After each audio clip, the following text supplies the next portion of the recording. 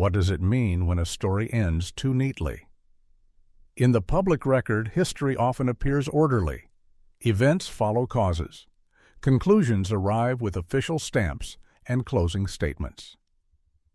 A death is ruled an accident, a suicide, a natural failure of the body, and the file is archived.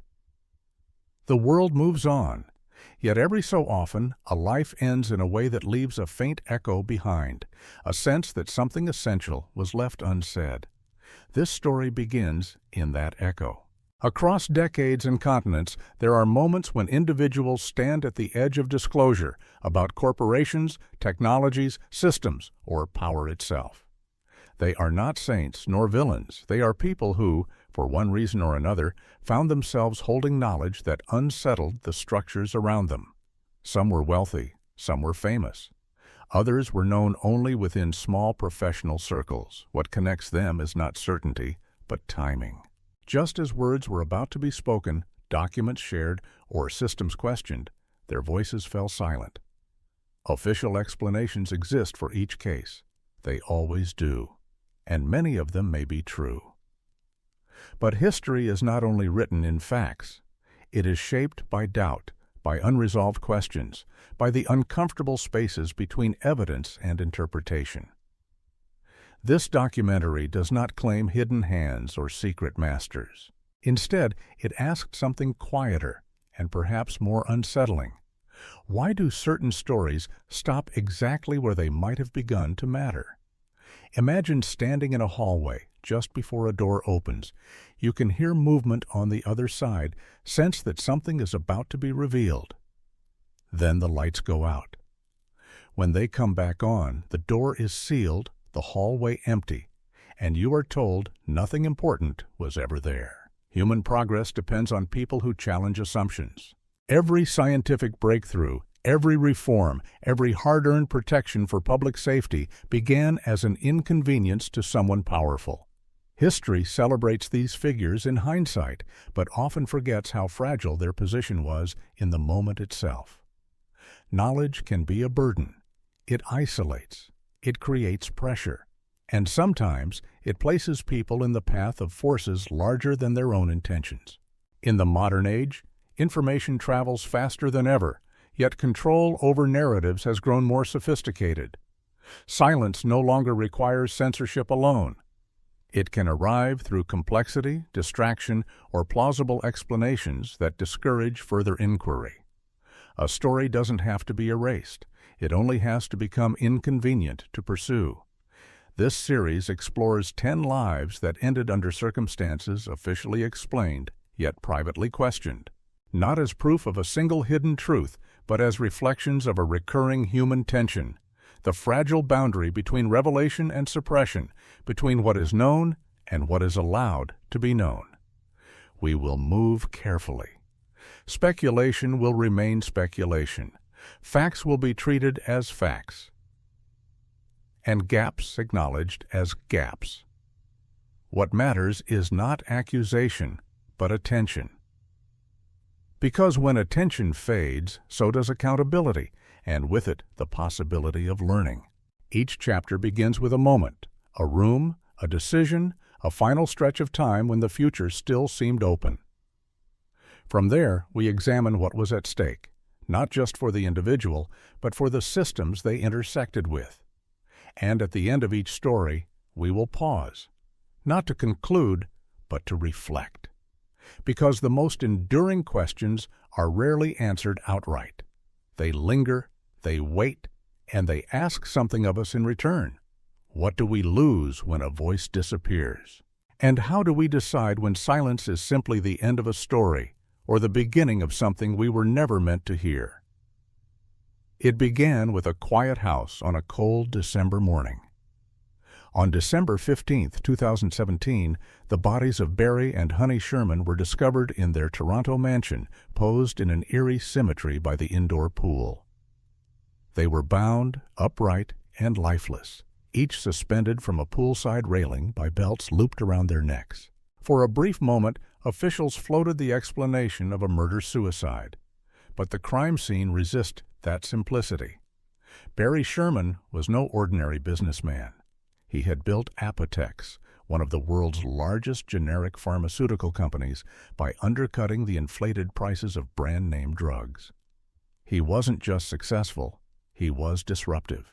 His work threatened the profit margins of pharmaceutical giants, and he had made enemies. For decades, Sherman received threats from those who viewed him not as a pioneer, but as a menace to their bottom line. In the final weeks of his life, Sherman had stepped closer to a confrontation with these powers.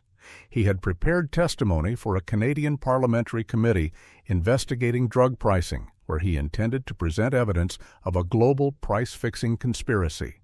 His documents implicated some of the most powerful pharmaceutical corporations in the world. It was a billion-dollar secret, and one he wouldn't live to share. The official narrative unraveled quickly. The Shermans' wrists were bound behind their backs. There were signs of restraint and defensive wounds. Autopsy results, initially withheld from the public, indicated neck trauma inconsistent with hanging. No suicide note, no hint of desperation, no plausible scenario where the couple could have staged their own deaths in such a manner. The Shermans' children refused to accept the official conclusions. They hired their own investigators who uncovered troubling omissions by police. Surveillance footage from the surrounding properties was seized by authorities and never returned. Witnesses who might have seen something were discouraged from speaking. The case, once classified as a double homicide, was quietly redirected to financial crimes units, effectively removing it from active pursuit. Then came the silence. Barry Sherman's testimony never reached Parliament. The files recovered from his office outlining collusion between brand-name drug companies, insurers, and regulators were never made public. Analysts later estimated that, had he lived to testify, the fallout could have cost the industry over $50 billion in fines and legal exposure. Instead, the opportunity vanished. The moment passed, and no one was held accountable. What remains is a vacuum, a story punctuated by absence. A man who challenged the pharmaceutical industry at its most vulnerable juncture died just days before he could speak publicly. A woman who stood beside him shared his fate, and a case that should have demanded global scrutiny faded into legal limbo. We are left to wonder, what is the value of a life when that life holds the power to disrupt billions in profit? And what forces decide which stories rise to public reckoning, and which are buried beneath layers of bureaucracy, sealed autopsy reports, and vanishing evidence? The Shermans lived at the intersection of medicine, money, and power. Their deaths now haunt that same crossroads. Not because the answers are clear, but because the questions are not. It was supposed to be impossible to vanish inside a fortress. On August 10, 2019, Jeffrey Epstein was found dead in his jail cell at the Metropolitan Correctional Center in Manhattan. The official cause, suicide by hanging. Yet the details, from the moment of his arrest to the hour of his death, read more like a slow unraveling of trust in the very systems meant to uphold justice. Epstein was no ordinary detainee. A financier with deep ties to royalty, presidents, tech moguls, and entertainment elites, his fortune was shadowed by decades of allegations involving sex trafficking, underage abuse, and blackmail.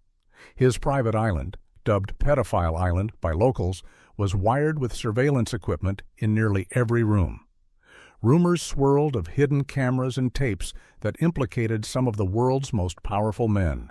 2 weeks before his death, Epstein had begun cooperating with prosecutors. He was ready to name names. His lawyers claimed he was in good spirits, focused on his legal defense, and confident that cooperation might lead to a reduced sentence. And then, everything failed. That night, the jail's cameras malfunctioned.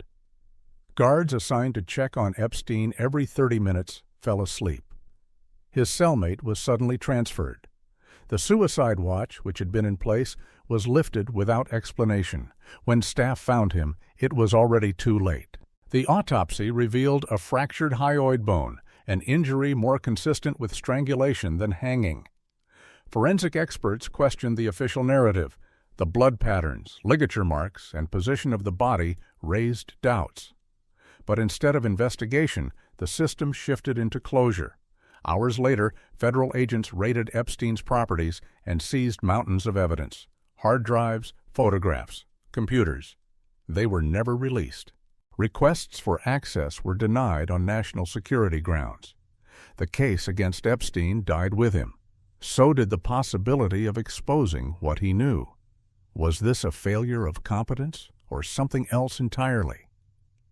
When systems built for accountability collapse in unison, the coincidence becomes harder to accept. When those systems protect individuals with global influence, the silence begins to sound intentional. A witness with enough leverage to topple the pillars of wealth and power is gone, and the doors he might have opened remain locked. Epstein's story is not just about exploitation. It is about the architecture of secrecy, how influence can shape outcomes behind closed doors, how evidence disappears when its exposure becomes too dangerous. He wasn't a martyr, but in death he became a symbol of something larger: the fragility of justice when confronted with power. And so we ask again, when those positioned to speak are silenced before they can reveal what they know, what remains of truth? Is it lost forever, or simply waiting for someone else brave or reckless enough to try again?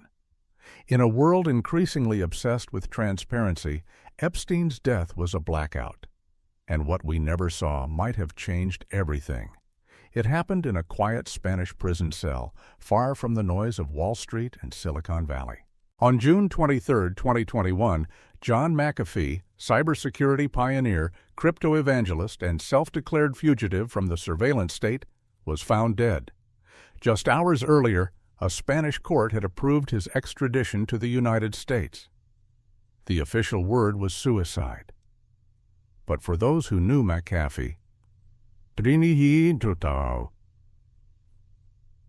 or followed his erratic brilliance, the word rang hollow. McAfee wasn't just a tech entrepreneur.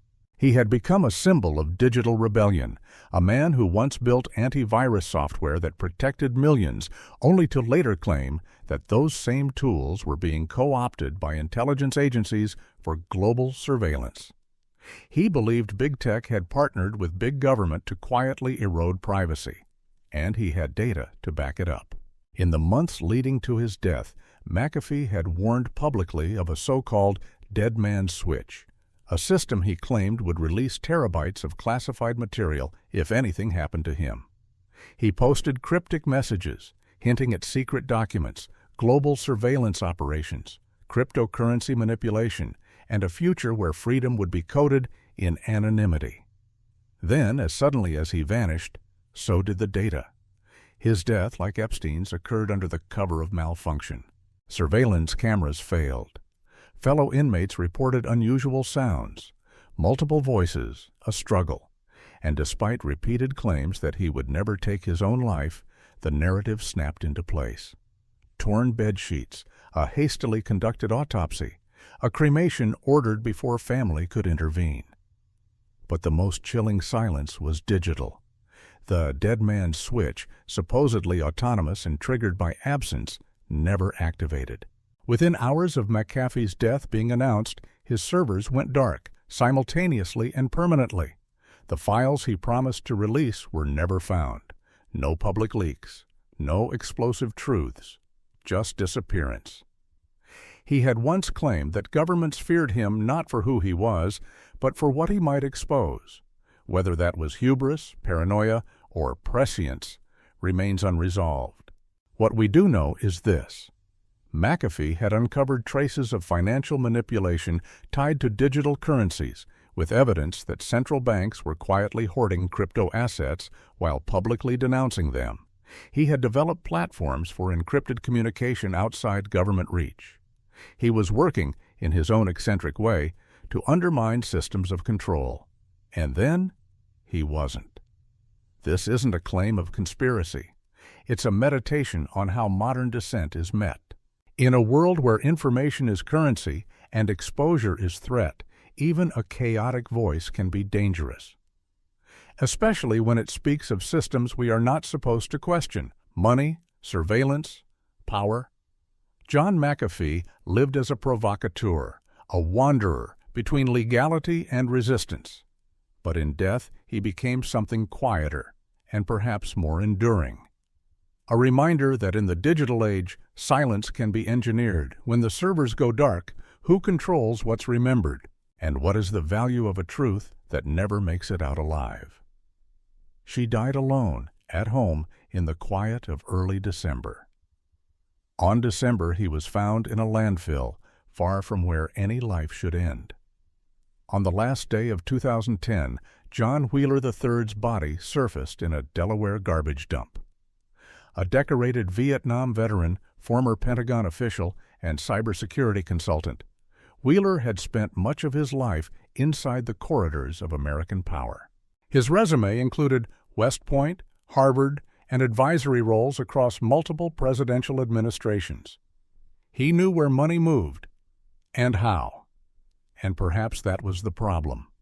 In the final weeks of his life, Wheeler had been investigating financial irregularities tied to Pentagon contracts.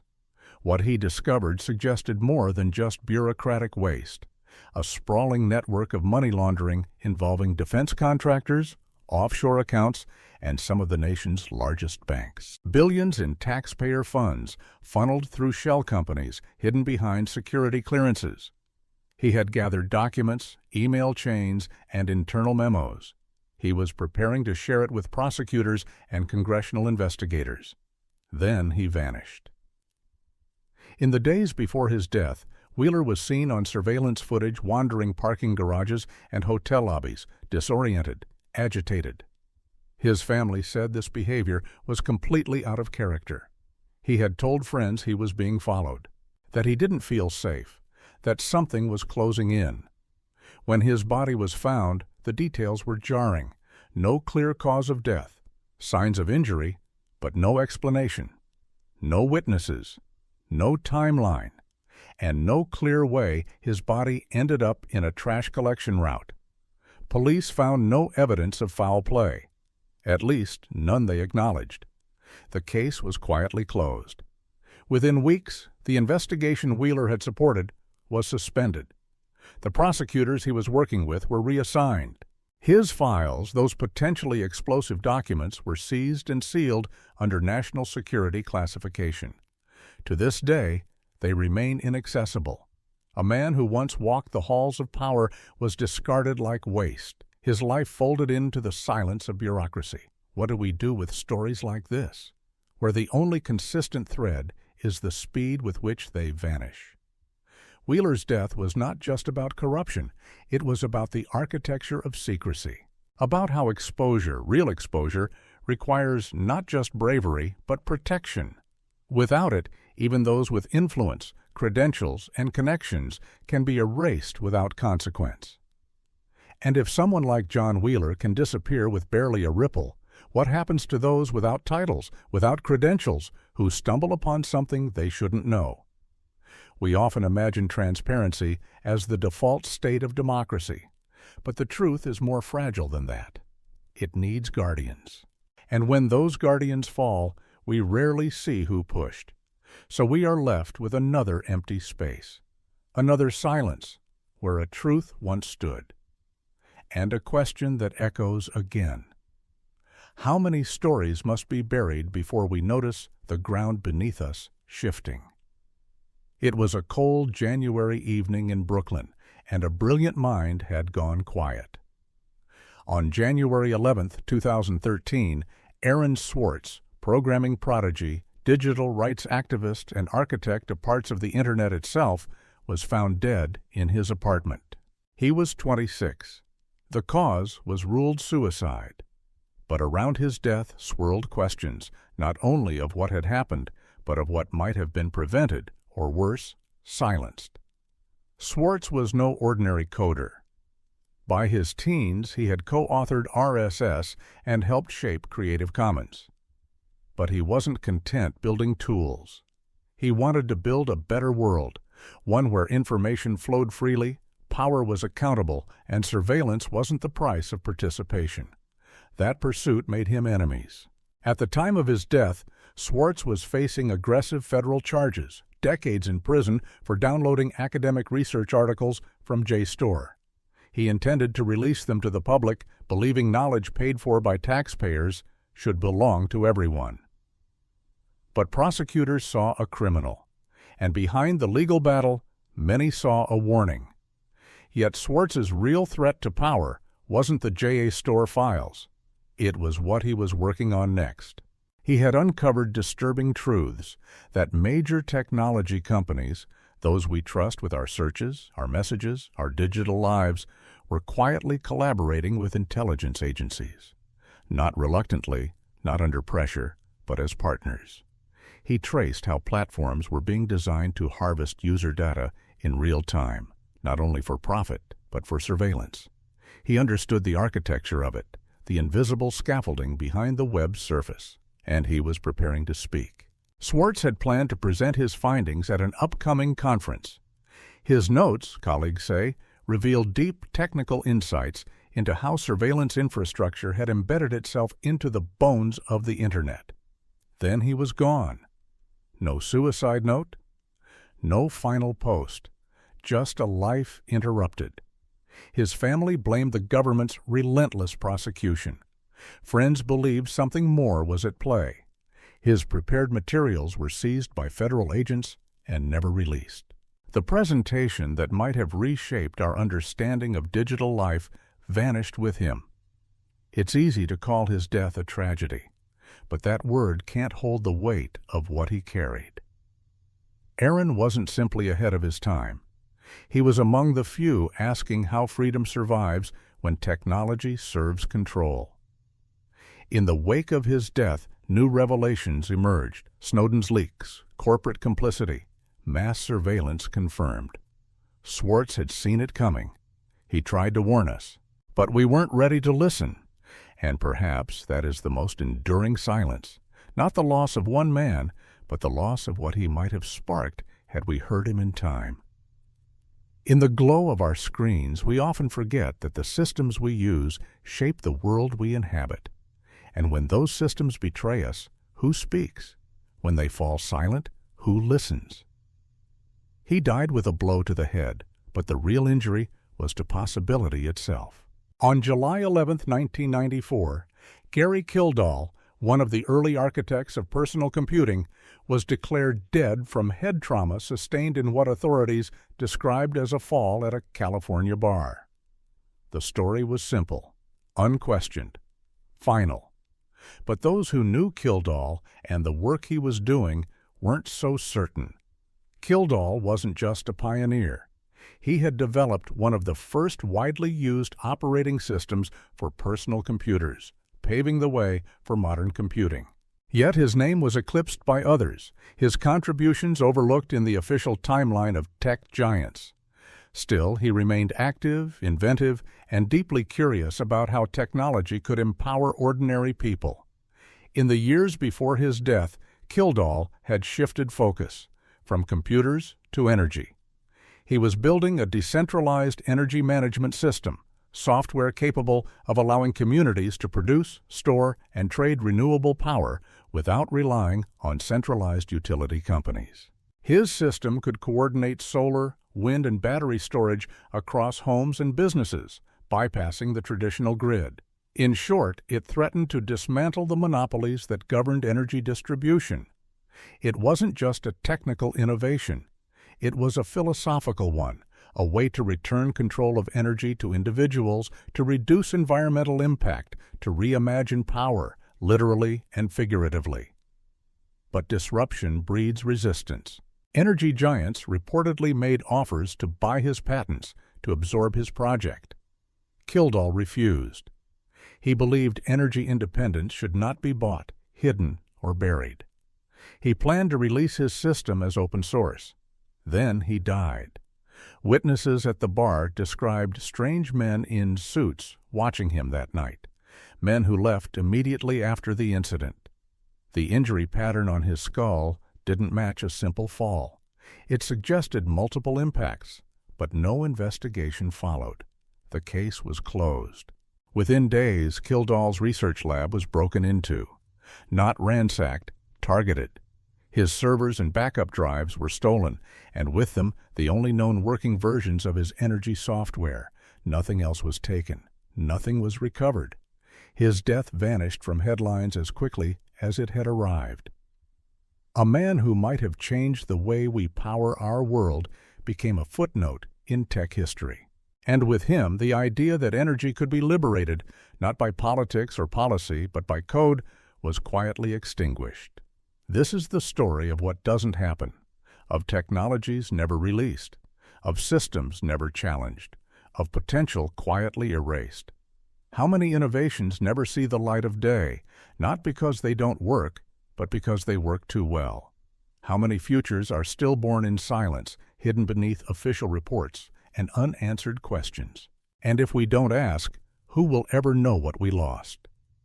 It ended with flames in the early hours of June 18, 2013. Michael Hastings, an award-winning journalist known for exposing uncomfortable truths, was killed in a fiery car crash in Los Angeles. The speed, the impact, the explosion, it all seemed sudden, violent, and final. Authorities called it an accident, but those close to Hastings were not so sure. Just hours earlier, he had sent an email to colleagues. He was onto something big. He warned that he was under FBI investigation, that he might need to go off the radar for a while. He was afraid, but focused. Hastings was no stranger to risk. He had brought down a U.S. general with a single Rolling Stone article. His work challenged not just policies, but the power structures behind them. At the time of his death, he was investigating the shadowy relationship between intelligence agencies and mainstream media, what he called narrative control. His findings were disturbing. Through leaked documents, whistleblowers, and off-the-record sources, Hastings had begun to uncover a modern extension of an old operation, Operation Mockingbird, the CIA's covert effort to influence journalism. But in the digital age, the methods had evolved. Hastings believed intelligence agencies were now influencing online discourse, manipulating social media algorithms, and embedding assets within newsrooms to guide stories, distract from real issues, and control public sentiment. His sources claimed that bot networks, deepfakes, and AI-driven content were being deployed to manufacture consent and suppress dissent, not in authoritarian regimes, but here in democratic societies. The morning of his death, Hastings was driving a new Mercedes that, according to multiple witnesses, suddenly accelerated without explanation before slamming into a tree and bursting into flames. The explosion was so intense it took first responders over an hour to extinguish. The car's engine was found 100 feet away from the crash site. Security experts have demonstrated that modern vehicles with internet-connected systems can be hacked remotely. Steering, brakes, acceleration, all vulnerable. Hastings had written about cybersecurity, surveillance, and the erosion of digital privacy. He knew the risks. The article he was working on was never published. His notes were seized. His devices taken by federal agents under the guise of national security concerns. What he planned to reveal died with him. We're often told that journalism is the fourth estate, a check on power. But what happens when power infiltrates the check itself? When the voices meant to question become conduits for curated truths? Michael Hastings believed journalism should be fearless, that it should speak truth to power, not echo it. He died chasing that principle, and in doing so, he left behind a question that reverberates louder with each passing year. If the narratives we trust are shaped from the shadows, how will we ever know what's real?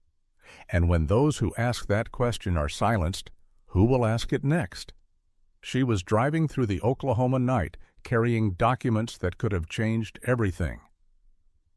On November 13, 1974, Karen Silkwood, a chemical technician at the Kerr-McGee plutonium plant, was on her way to meet a reporter. In her car were papers, memos, safety reports, internal documents, evidence she believed proved the company was knowingly exposing workers to dangerous levels of radiation. She never made it. Her car veered off the road and slammed into a concrete culvert. She was found dead at the scene. The documents were gone. The official story said she fell asleep at the wheel. No foul play, no crime. But the details refused to settle. Skid marks told of last-minute braking. Paint traces suggested her car had been forced off the road. Her blood contained a sedative at levels far higher than prescribed. And the papers, the ones she had carefully gathered for weeks, were never recovered. Silkwood's journey from lab worker to whistleblower began when she noticed something wasn't right. She and her colleagues were testing positive for plutonium contamination. Safety protocols were routinely ignored. Equipment was faulty. Records were falsified.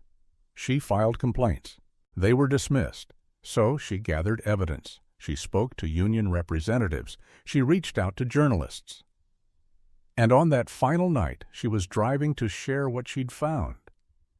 What she uncovered threatened not just a company, but an entire industry.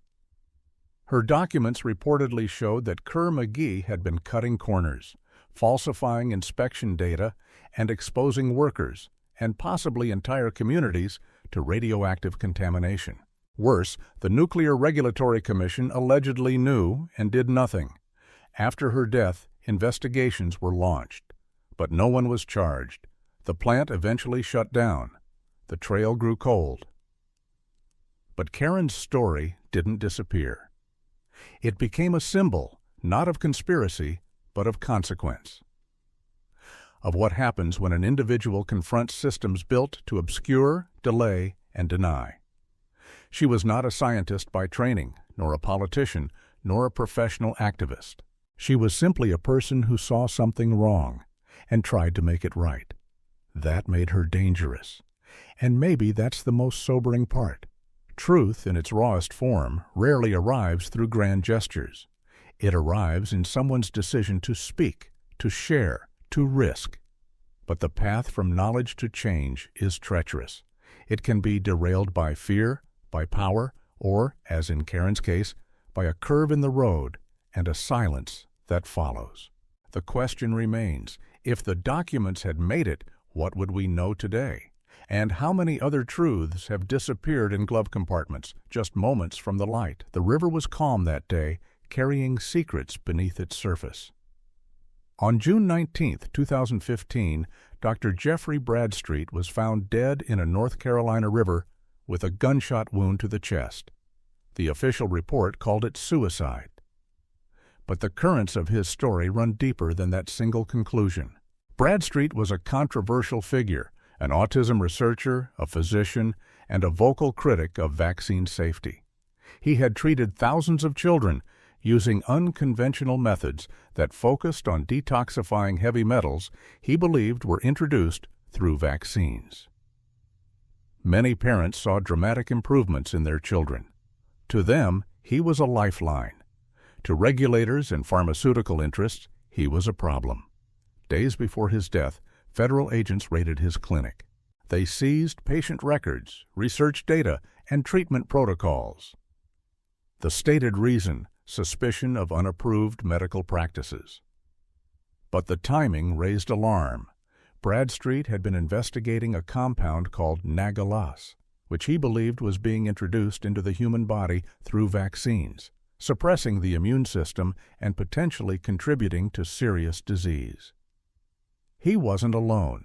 Other researchers had begun examining the same phenomenon, and in the months following Bradstreet's death, several of them also died, suddenly, unexpectedly, under strange circumstances. A pattern that, while never officially linked, left behind a trail of unease. Bradstreet had told friends and family that he was not suicidal. He was actively preparing a legal defense. He believed in his work. He believed he was close to uncovering something important. Then came the river. The bullet wound was to his chest, not a typical location for suicide. The weapon was never recovered. No witnesses, no surveillance. just an ending that arrived with more questions than answers. Shortly after his death, his website disappeared. His research went offline. The conversations he had started about toxicity, transparency, and medical ethics grew quiet.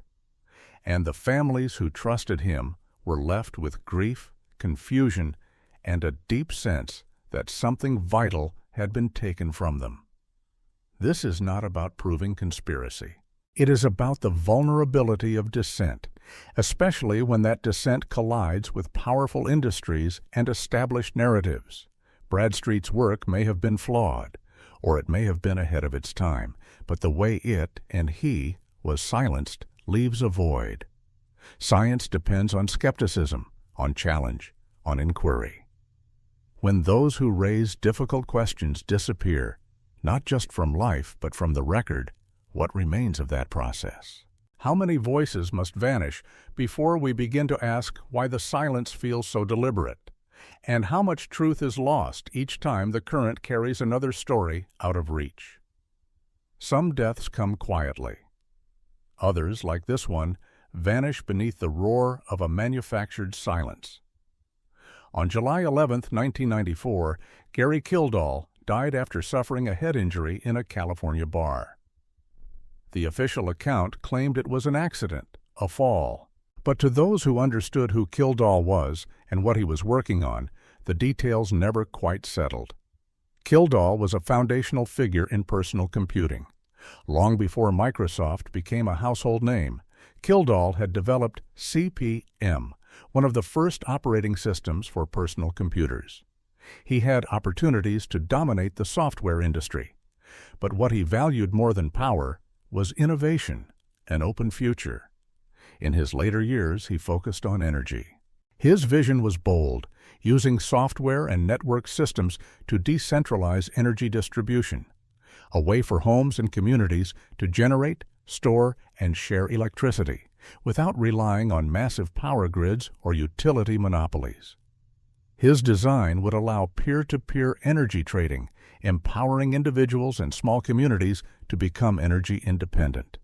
He had written the code, built the models, field-tested the systems, and he planned to release it all as open source, free for anyone, anywhere, to use. Then, suddenly, he was gone. Witnesses at the bar reported strange men watching him that evening. The injury patterns were inconsistent with a single fall, suggesting multiple impacts, a possible assault. But no suspects were named. No deeper investigation was pursued. Days later, Kildall's lab was broken into.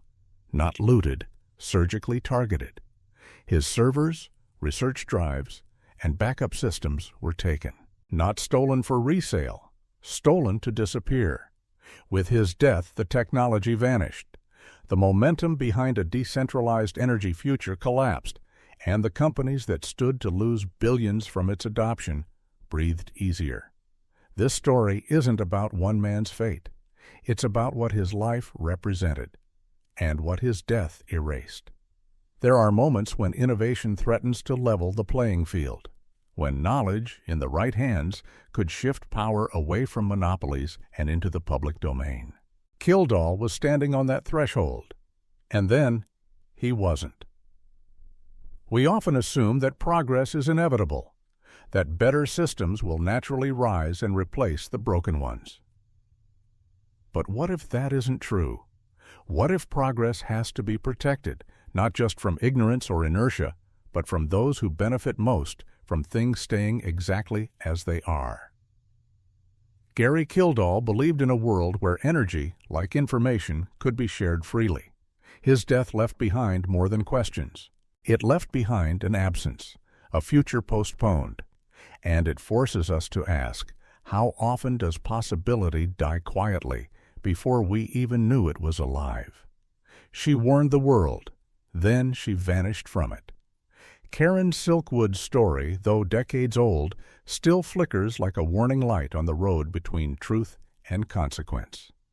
But hers was not the last. By the mid-2010s, another figure stepped into the shadowed intersection of whistleblowing and mortality, Dr. Jeffrey Bradstreet. A controversial autism researcher and critic of vaccine safety, Bradstreet had built a following among parents searching for answers the medical establishment hadn't provided. He wasn't simply challenging science. He was challenging the structures that claimed to own it. On June 19, 2015, Bradstreet's body was found in a river with a single gunshot wound to the chest. The official report was suicide. But the deeper context once again suggested something more. Days before his death, federal agents raided his clinic. They confiscated research, patient records, and treatment data. Bradstreet had been investigating Nagalase, a protein he claimed was interfering with immune function and possibly being introduced through vaccines. To supporters, he was uncovering a hidden medical crisis. To regulators and pharmaceutical companies, he was a growing threat. Bradstreet had been optimistic. He had plans to defend his work, to present his findings, to challenge the accusations against him. His family insisted he was not suicidal. Private investigators found no weapon at the scene. The circumstances felt too coordinated, too clean. And then, like Silkwoods, his documents disappeared. His death was followed by others, alternative health practitioners across the country dying under strange and sudden conditions. A pattern emerged, whispered about, but never officially investigated. The media offered quick explanations. The deeper questions remained unanswered. This chapter in the pattern is about more than medicine. It's about power and narrative, about who gets to speak and who gets erased. Bradstreet's work may have been flawed, or it may have held a sliver of truth that frightened those with much to lose. We'll likely never know, because when a researcher dies, their work can be dismissed. When their data is seized, their ideas can be buried. When their memory is clouded by controversy, their questions are more easily forgotten.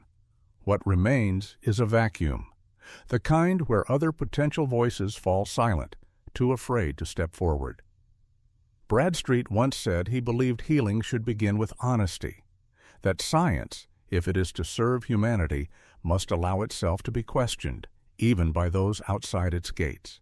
He didn't claim to have all the answers, but he refused to stop asking, and that may be what cost him everything.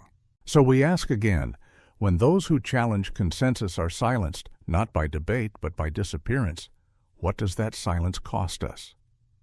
And how many futures are we failing to reach because we've learned to stop listening before the final page is turned? A pattern emerges not in the shadows, but in the silence that follows. Across this journey, through lab reports lost, data destroyed, servers wiped, and testimonies never given, we've walked a narrow path, one bordered by official stories on one side and the haunting void of unfinished truths on the other. 10 lives, 10 sudden ends, each one poised at the edge of something larger, something that might have disrupted the quiet equilibrium of power.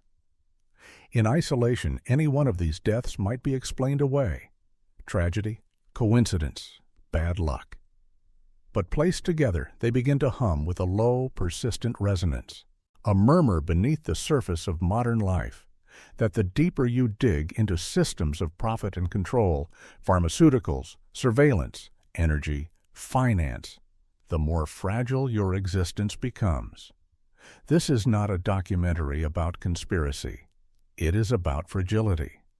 The fragility of truth when weighed against interests, the fragility of memory when it's left unprotected, and the fragility of lives placed between what is known and what must not be revealed. Some of these individuals had flaws, egos, imperfect evidence, but they had one thing in common. They stood in the way of profits, of secrecy, of reputations carefully constructed over decades. And for that, they were treated not as citizens, but as variables to be neutralized. We must not pretend that these endings are just accidents strung together by paranoia, nor must we assert certainty where none exists. But we can and must ask, Why is it always those on the cusp of disclosure who die alone, unheard, unfinished? We can reflect on what their lives represent. Not martyrdom, but caution.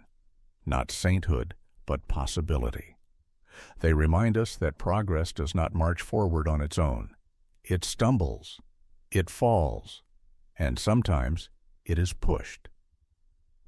There is one final truth worth holding on to. When systems erase voices, they don't just silence individuals, they silence futures. Innovations delayed, reforms shelved, lives that could have been changed, saved, even transformed, gone, without ever knowing what was possible. What remains is up to us, to remember, to question, to listen harder to the silence, because the next voice that disappears might carry a truth we cannot afford to lose. And the most dangerous secrets are not the ones we are told to forget, but the ones we never even knew were missing.